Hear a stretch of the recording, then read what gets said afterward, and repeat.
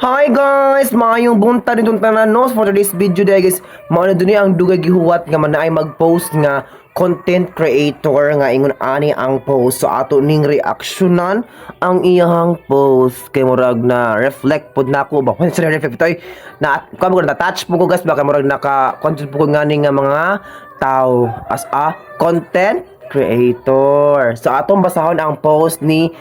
Ate T-Reverse to search lang po nyo ang iyang page no or account. So ang basahon ang tagaan og sponsor kadto raman pud sikat nga vlogger, correct, aron mo sikat pud sila kana unta pud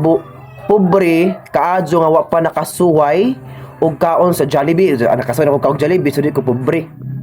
Maoy patilawon bisag di vlogger. So nakarelate ko ani sa post ni Ate T-Reverse bitaw naadyoy mga tao nga ingon ani no dapat unta pud kana tong tabangan kana mga small content creation. Dapat unta pud kay nakatry jud ko guys last year katong 7 years na ko nag-vlogging nya na time to ba 1k subscriber pa ako sa YouTube unya nin chat ko ba sa sikat nga vlogger jud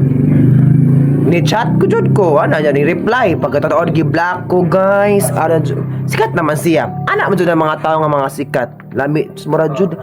na jud yung mga tao nga kuano pero di ta makakuan jud pod maka-judge nila nga ingon ana jud ilang mga batasan pero dapat unta patas ang tanan kay mga tao ra ba jud pud taon mga Bisaya ra po dapat tabangan ja